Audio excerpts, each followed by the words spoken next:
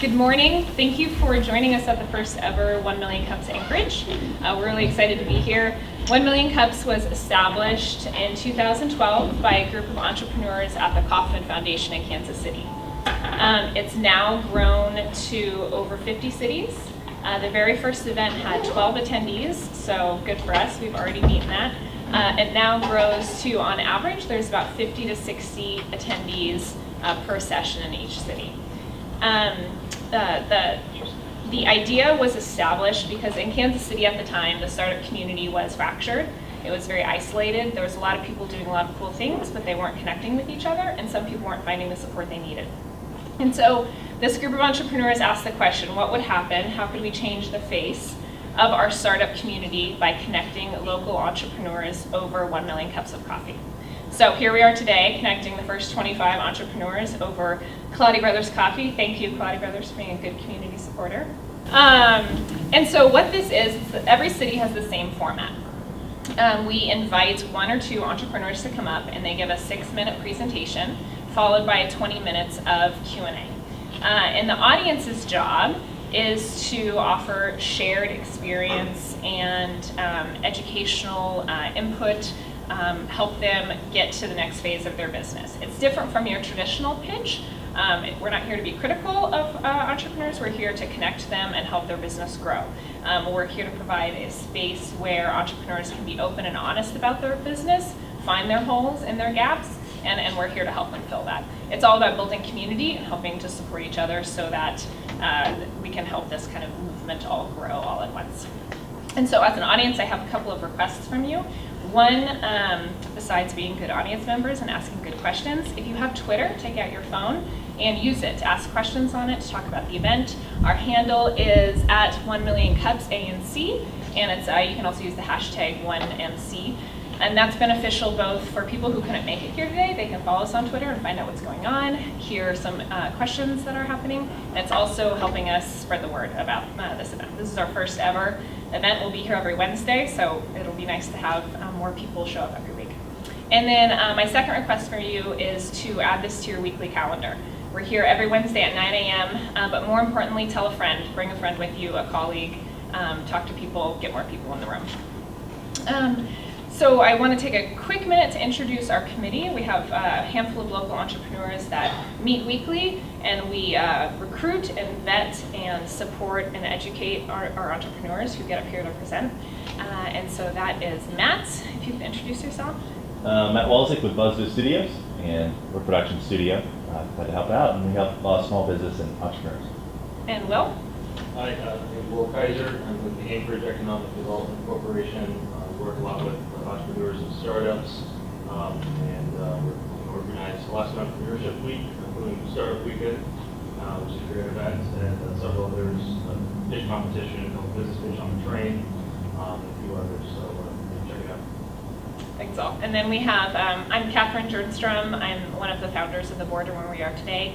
My partner, Rich Moniak, is also on the organizing committee, and then Kay Sind is a business advisor and a graduate engineer with ConocoPhillips, and she helps us out as well. If you're interested in getting involved, talk to us after today. So Josh, we're super excited to have you. Josh and Sean are in the process of launching a new startup here in Anchorage called Fractionals. Please help me welcome Josh.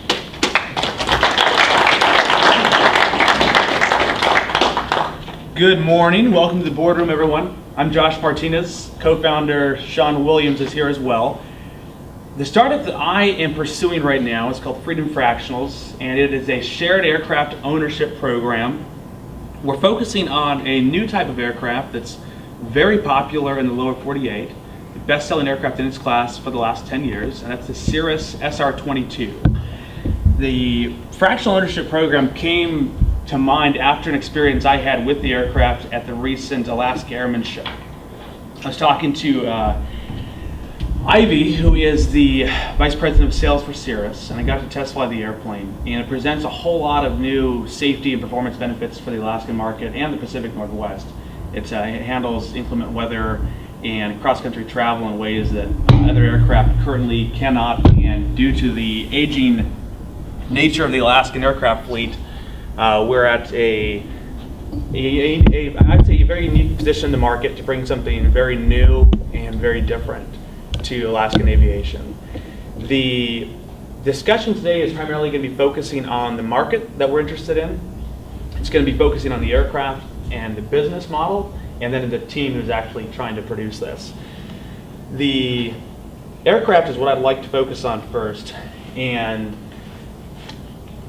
what's unique about this plane is it presents an opportunity for Alaskan aviation to kind of modernize at a fraction of the cost. Most planes in Alaska currently are 30 to 40 years old, and that's your Cessna 172s, Cessna 180s. Personally, I own 2 aircraft, and those are both the 1970s and older, and that's very common in Alaska. How many aviators do I have in the room today? 1. Okay, perfect. So I will try and relate this to you guys as best I can. The focus of the program is, of course, for pilots. We will be providing pilots for owners who do not fly, or for corporate ownership who desires to have a pilot service. The focus of our market, you could say, is going to be on individuals who have business or recreational travel needs in Alaska or the Pacific Northwest, and who want to be able to travel in a luxurious, safe, and efficient manner. This allows you to bypass any of the current commercial airlines. You're able to fly into any of the locations they currently fly. In many places they cannot, of course, because this is a smaller plane. You can get into smaller strips. Example usages would be, someone who owns a business and they've got multiple locations, in Fairbanks, Kenai Peninsula, Homer, possibly Juneau, and they want to be able to get there quickly and efficiently. Example travel times would be 1 hour to fly from here to Fairbanks. You can fly to Juneau in 2.5 hours in this plane. You can get to Seattle with 1 fuel stop. You stop and catch a can on the way down, you'll be to Seattle in 6 hours. So what it presents is a unique way to travel that currently is only accessible if you can purchase the plane outright. And this brings me to the plane itself. This plane currently retails for $800,000, and this is obviously cost prohibitive for a lot of potential owners. Now, if people can benefit from this, however, can they afford it is the question, which presents an opportunity for fractional ownership, and that's where we come in. We're basically the middleman between potential owners who can benefit from the safety and performance of the aircraft. However, the financial side of sole ownership of the aircraft is not really viable for them or business smart. So what we're looking at is making this plane accessible at 1/10 the cost of sole ownership. So instead of having to purchase an $800,000 airplane, you're able to purchase an $80,000 share, which gives you FAA title registration. You're actually on the plane. You actually get all the tax benefits of ownership. However, you're also alleviating the stress and the financial burden of sole ownership. So the way the program works is there's an initial buy-in. The initial buy-in is going to be right around $30,000. There's going to be a monthly payment, which is going to be all inclusive of your insurance, your maintenance, and your fuel. So with your share, you're purchasing access to the plane for a set number of hours. This gives you a set fixed cost that you can predict, calculate, and expect, and it gives you the ability to fly relatively stress-free by comparison to sole ownership. With sole ownership currently with my airplanes, I need to seek out insurance, I need to renew the policies, I need to make sure I follow all the current FAA airworthiness directives. There's a lot of red tape to owning your own aircraft. And with this program, it's entirely managed.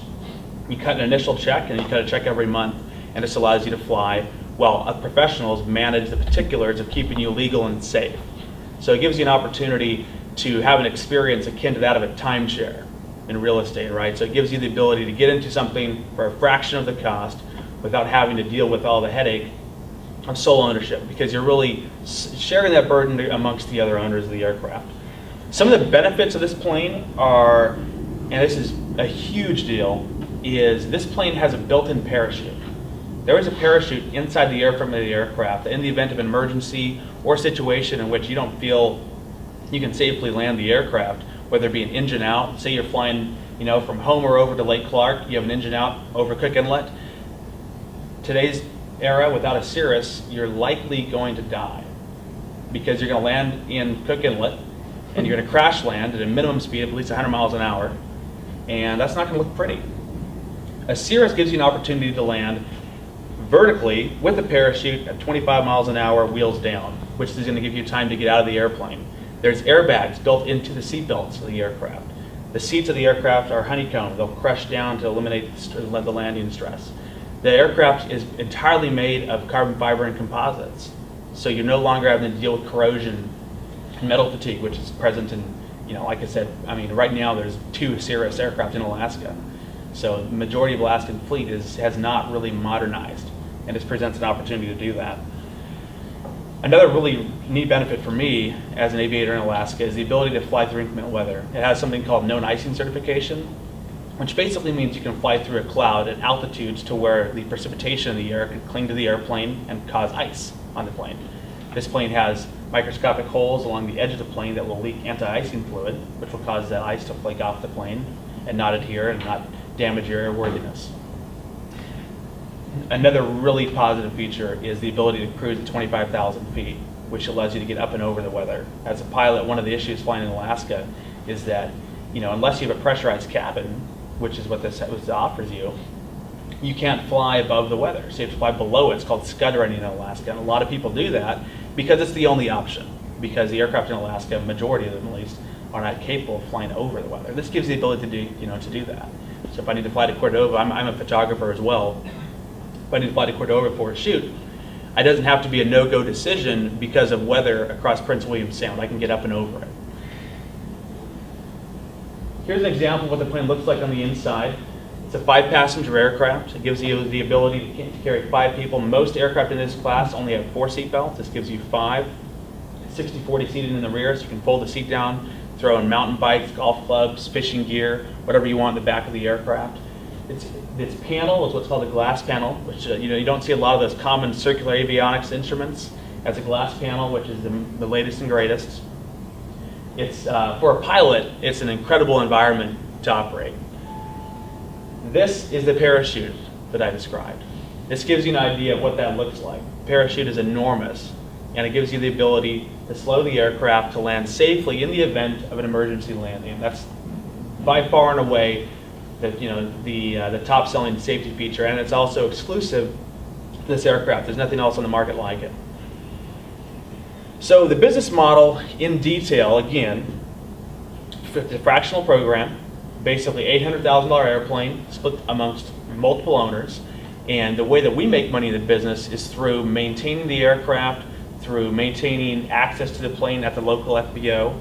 The FBO is the location at the airport to where the aircraft is stored. Currently over Anchorage International, there's 4 or 5 FBOs, Millionaire, Signature Aviation. They all have hangars at the airport, and they allow private owners or folks like us with this business here to park our aircraft in the hangar and then share the space. It's almost like fractional ownership of a hangar. And so we'll keep our aircraft there. An owner will have access to the plane 24/7. They can go in, they can dispatch the plane out through the computer, say where they want to go, punch it in. The keys are right there. They can pre-flight in the conference room and then head out. So it's very similar to almost like a rental car experience at an airport. You've got a location, you go up, you talk to our rep, they give the keys to the plane, and you're off. So instead of having to, right now, for me as a pilot, go to Merrill Field, untie the plane, pre-flight the plane, fuel the plane, clean the plane, get ready for the flight, this is going to be in a heated hangar, ready to roll, and it saves you a lot of time. The on-demand pilot service is going to be an interesting option for corporate ownership. We'll be pursuing native corporations, any corporation with interest that is spread across the state and across the Pacific Northwest. It's going to give them an option to fly an executive team, a small team, to any location quickly and on demand, and get them there, in a safe and efficient manner, bypassing all the commercial travel inconveniences. And this is going to allow you to get to places that commercially you couldn't fly. So instead of having to, fly out to a regional airline, which gets you close to a bush community that's got a large strip, and then take a second plane, you can fly there directly. So the team that's producing this, and the kind of behind this is of course myself. I'm a photographer, an entrepreneur, and a pilot. I originally came to Alaska 4 years ago from California, and since my first flight, which was up there at Mount McKinley, flying up the Ruth Gorge, I became completely enamored with aviation, and like I said, now on several airplanes. And I currently own them through partnerships. And partnerships are basically just a small version of a fractional. It's where instead of having 10 to 20 people involved, you've only got a few. And those are great. However, It requires a great working relationship with everyone involved, obviously, and requires a lot of time investment to make sure everything runs smoothly. And if you're trying to bring together a collective of 10 to 20 people, that working relationship is going to be stressed exponentially, particularly when you're dealing with a nearly $1 million airplane. So fractional ownership is something that I've always thought would be a great thing to come to Alaska. California, it's very popular. Not with this particular airplane. This airplane is very new. But fractional ownership is a very common concept in the lower 48. And just like most Alaskan things, we're definitely lagging behind in that regard. And I think this would definitely lower the difficulty of entry into aviation, or at least modern aircraft, for a lot of Alaskan aviators. Sean Williams is another one of the co-founders. Entrepreneur, business guy. He's got a diverse amount of investments here in the Anchorage area, started several businesses, and he knows a lot of folks in the oil and Alaska Native Company arena. And so he's been a great asset to building the vision behind this business. And the last co-founder is Peter Madden, and he is currently working for Peninsula Airways, or Pen Air, as one of their maintenance managers. And so he's a big part of the program because he helps us ensure that we understand how to keep these things flying and available for the owners. So that trio is kind of who's bringing you Freedom Fractionals. That's the summary of the business plan, summary of the vision. For an entirely non-pilot room, I understand a lot of the stuff may seem a little foreign. The essence is, though, an $800,000 airplane made available at a tenth the cost with professional management and maintenance and a fixed cost that can be planned on. So that's the core of Freedom Fractionals. So,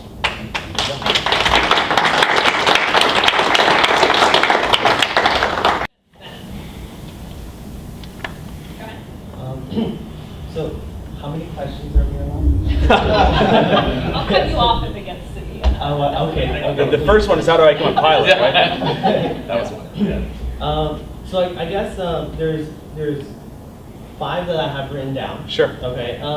The first one, well, actually the first 3 is about share time, like Sure. timeshares and stuff. So Absolutely. with timeshares, there are blackout dates. There's you have to consider what if 3 people want to use the plane at the same Sure. time.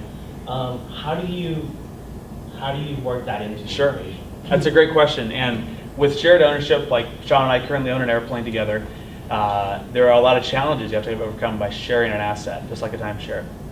The way this is going to work is the fleet concept works to our advantage. We're not just going to have one airplane. When you buy into this program, you have access to the entire fleet of aircraft. So, at launch, we're going to have 3 of these planes brought to Anchorage, Alaska, and you as an owner have access to any and all of them. So, if one aircraft is already booked, you have access to the other. There will be no blackout dates. The way it works is if you have an event, say in 3 weeks, you just hop on our app online, or off your iPad, doesn't matter, and you go through and you book out the date that you need. The way it will work is an owner, based upon your share size, if you have a 1/16th share or 1/8th share, you get more hours in the airplane. So based upon your need, you buy the share size that's going to accommodate the amount of flying you intend to do, and that'll allow you the volume of flight. In terms of availability, the way it works is you just need to book the dates that you want to fly ahead of time, and you're looking at a 60-day window, which is going to allow you 60 days out to say, I need to be here at this time, and you put it on the calendar. Most fractionals find that their owners typically are booking the planes last minute, and that's the benefit of private aviation, is that you can do that. You can decide that 24 hours out you need to be to Homer at 11 a.m. and you don't have to hop onto Aira's website and find out when Aira is going to fly down. You just hop onto our app and say, I need to see Cirrus at 10 a.m. and you can accommodate your scheduling needs that way. Does that answer your question? Yes. Okay. Sure. Is the fractional ownership viewed to some degree as an investment that has value to be resold down the road? I think of timeshares again. Yes. The traditional model, you buying fractional ownership and then Yep. down the road there's a secondary market. Is that the case here? Or It is the it case here. The way it works is that initial investment of $30,000 is a down payment on whatever share size you end up purchasing. So for the sake of simple math, say you purchase a 10th share, so an $80,000 new value share. 4 years down the road, you can sell your share to another private party that, of course, is qualified to purchase the airplane. But yeah, there's absolutely a second market for that. It's just like shared ownership in a plane without a fractional. You're actually on the FAA title. You actually own it. You get all the tax benefits. We can either lease it or sell it to you outright. There'll be multiple ways to purchase, which will allow you the tax benefits that will most benefit you. You mentioned that your income comes from maintaining and servicing planes, Sure. storing and stuff. Is that is that sole source? Are you getting like a slice off of the initial 3 airplanes from the vendor? Sure. And B, what are the margins? Well, the margins are, I'd say the best way to answer your question. Okay, so revenue streams. The core of the business model is through management of the program, maintenance of the aircraft, and training. Because of course, to fly any new aircraft, just like any pilot, you have to be checked out in the airplane. You also need to maintain your currency in the airplane. So there's going to be a lot of services rendered to our owners, which we'll be able to bill for, which will be one revenue stream. Approximately, I'd say right around $1,500 a month per owner is going to be our revenue stream on a monthly basis, guaranteed. And that's going to be basically for your your insurance, for the hangar space in the airplane, for the fixed maintenance costs in the airplane. Other revenue streams will be fly-out events. We'll be hosting events, throughout the Pacific Northwest, to where we can grab 3 or 4 of our owners and fly down to Juneau, go to a high-end resort, stay there. Fly, make a cross-country ski trip through Canada, go through and stop off 3 or 4 resorts, fly down with the owners, and have an event that along those lines. Almost like being part of a high-end car club or something. There's going to be opportunities for people to get involved who want to go have a catered experience. And those events will also be part of the revenue stream. So as a pilot, you're also still creating your own little private airline. Yes, to a certain extent, yeah. Definitely. Yeah, I'm definitely creating a space in which I would love to be involved and create an opportunity to do that with other people of like mind, for sure. Yeah, what's the market size look like for something like this? I know you're talking Alaska, but are you Sure. looking potentially expansion as well? We are, and the expansion is a big part of the long-term plan for this. The vision, just like with timeshares, you have access to multiple locations. That's the beauty of sharing an asset this way. So what we'd like to do is use Anchorage, Alaska as a pilot location, and then within the first year roll out to Seattle. And after that, over the process of, I'd say, 3 to 5 years, expand to at least 10 locations across the Pacific Northwest and Hawaii, which is going to give you the ability to take a commercial flight to Seattle, take a commercial flight to Long Beach, whatever it may be, walk through the airport, walk to Freedom Fractionals office, hop in your private plane, and continue your travel. Go to Hawaii, right, and say you fly to Honolulu, instead of flying commercially to Kauai or Maui, you can hop in your own personal airplane, fly there, entertain guests, entertain clients, tour the island, and experience private aviation without having to go through the process of renting or actually having physically owned aircraft at all these different destinations. So it gives you the access to, I'd say, really maximize your investment, because instead of having to buy 30 airplanes across a region, you can buy an investment into a fractional, which will give you access to all those aircraft. So what is the range of the plane? And it sounds like the proportion of time that you would have is proportional to your investment. Sure. Range of the aircraft is 800 miles, which will give you, like I said, 1 fuel stop to get to Seattle, about 6 hours flight time. The amount of hours you're going to get, if you get a 8th share of the airplane, for instance, that'll be 80 hours per year that you're given with that initial share purchase. And after that, based upon the location the aircraft is stored at, whether it be Seattle, Hawaii, Anchorage, it'll be an hourly cost if you go above your 80 hours. So you can fly as much as you need, or you can purchase a larger share than an 8th share. But the core concept, though, is going to be 80 hours for an 8th share. The average pilot in the United States flies about 60 to 70 hours per year. And so the share size is going to be accommodating whatever you feel your needs are. If you need a 16th share, we can do that for you. If you need a 10th share, we can do that for you. If you need an 8th share, we can do that for you. So it's very much tailored to your anticipated need, and that can be adjusted as you go based upon how much you fly, or where you need to fly, or what the needs of the aircraft are for your personal endeavors. Can you just clarify one thing there when you're talking about time in the plane? If Sure. I go to Homer and back for a day-long meeting, Sure. so I leave one morning, come back next morning, Have I run up 2 hours of flight time? 2 hours, or yes, 24 yeah. hours of airplane time? No time is billed for time on ground. So, and there's also no fees or anything for overnights. So you know, with the 8th chair, for instance, you get 24 overnights per year, which will allow you 24 overnights to use throughout the year and 80 hours to use throughout the year. If you need more than that, again, entirely flexible. You just tell us what you need and we'll get you a price on that. For most owners, though, and that's the reason we've chose those numbers, is that's what most people will need and use throughout the year.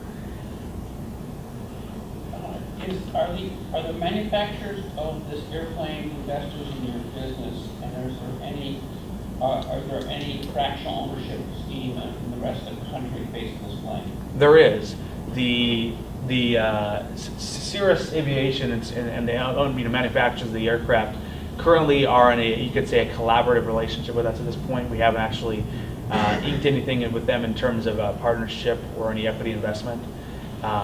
They are very interested in seeing this happen, and they are excited at the possibility of bringing this to the Pacific Northwest. Which brings me to answer your second question. Currently, the largest fractional program for Cirrus aircraft is based out of Atlanta. That's done very well, and the manufacturers are interested in bringing a fractional program to the West Coast, and have pursued the organization in Atlanta, but the organization in Atlanta has been a little slow to move. And so the manufacturer is very interested in seeing this happen sooner than later. And you could say that the market is definitely ripe right now for the taking to bring this program to the West Coast. Kind of on that same note as well. Yeah. You had mentioned that these fractional programs are popular in California. Yeah. You're obviously using a different plane. Can you go into some of the big, other than the plane, differences or similarities this proposal has with other Sure. other programs out there? This program is based off of. Are you familiar with NetJets? Mm-hmm. Okay, so NetJets is or was one of the first fractional jet ownership companies out there. Did very well. Warren Buffett bought it. So the concept again is breaking down the cost of entry for people to get into private ownership of aircraft. The similarities are almost everywhere. So the business model itself, I'd say the unique factor of the business model is actually the airplane. That's what makes us unique, is that this aircraft is not commonly used in fractionals. This aircraft is usually only privately owned, just like jets used to be before fractional ownership. The reason why is it's expensive, in that it requires a lot of capital to actually initially acquire the aircraft to use it for this purpose. By comparison, a Cessna 172 brand new runs about $350,000. So that, of course, is not exactly a comparable aircraft in terms of performance or safety, but that is by far and away the most common aircraft that this would be a transition from for most of our owners. It's what you find in most rental fleets, most fractional partnership fleets. What makes this unique is absolutely the aircraft. It's a very, very unique aircraft and a very sought-after plane that currently is not available in this format.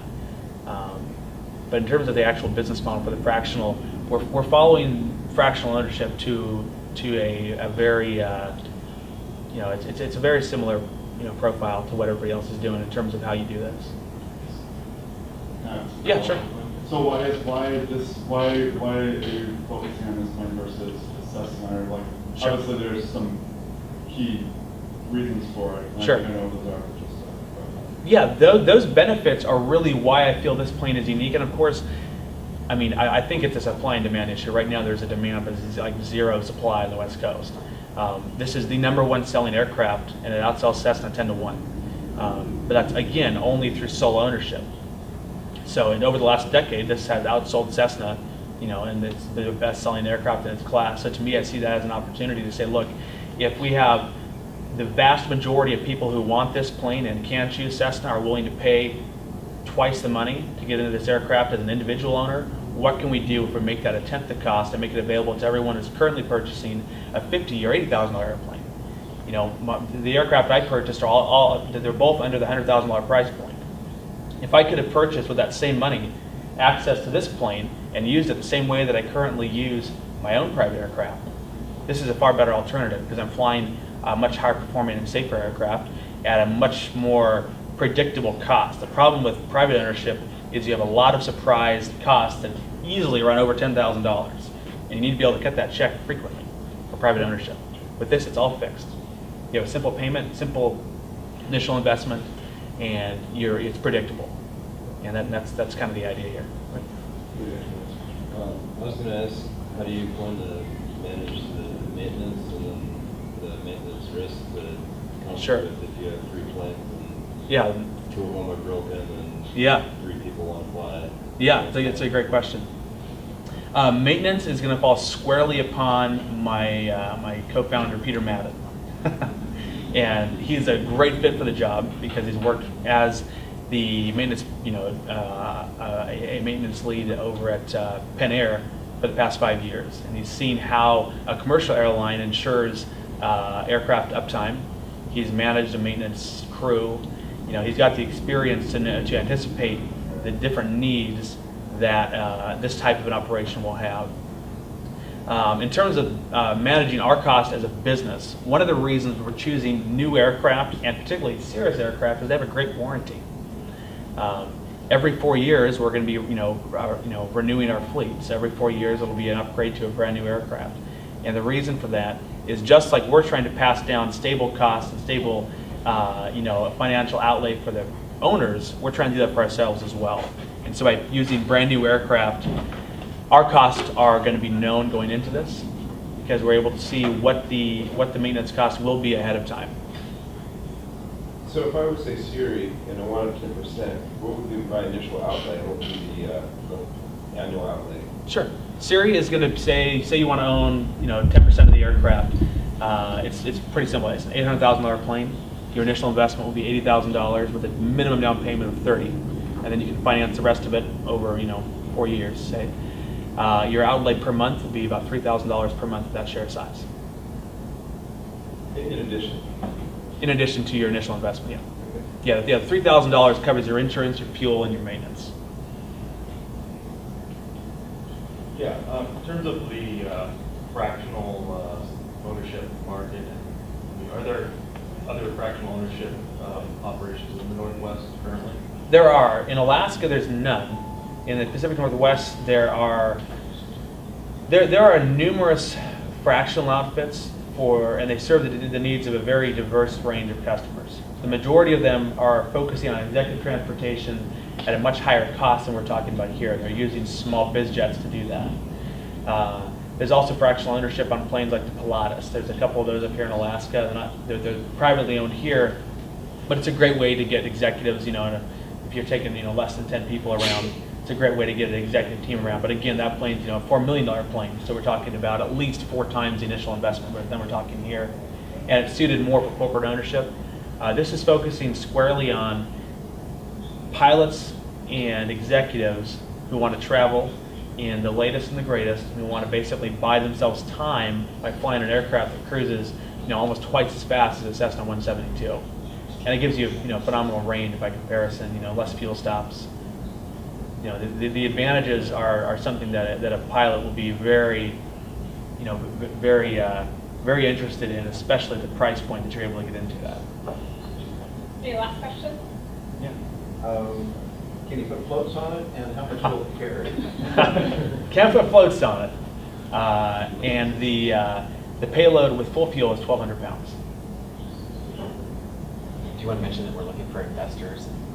Sure. Yeah. Pilots and non-pilots. In terms of what we're looking for from from you guys as the audience is, we're definitely looking obviously for folks who are interested in the program and have any questions about it. As we're getting to the launch phase of the business, everything is still on the table in terms of what we can do to kind of maximize the value of the program for our owners and also for the investors, because we obviously are looking for investors. We do have investment needs as a startup, and if you know of anyone, and at least for me, as my co-founder position, I'm definitely looking for an investor with an aviation interest and background, someone who understands this type of business, understands the. Go ahead.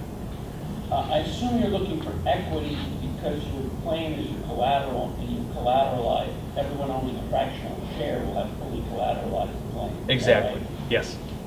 That'd be correct. Sorry, I'm a fan. What landing strip can it land in? Like, could it go on a gravel landing strip like in Durwood? It can go in gravel. Won't be able to do that with the fractional program just because of the increased risk to the airframe by landing on gravel. Basically, only paved, and it's got to be over 2,000 feet. Okay. 2,000 feet is short, though. That's the length of the Girdwood strip. Okay. It's got to be paved. Grass is also permittable, but there's really not a lot of grass strips up here, as you guys know. In Pacific Northwest, though, grass is a great option. Great, and so we end these every week by asking our presenters one question, and that's what can the community do for you? I think what we're looking for is feedback. You guys come up to me afterwards, give me input on, from what you've heard. I'd be curious to see what's most appealing to you, and what was the number one thing that was the biggest turnoff as part of this pitch. It's like, okay, okay, that disqualifies me, or that definitely is not something that I can do because I heard that.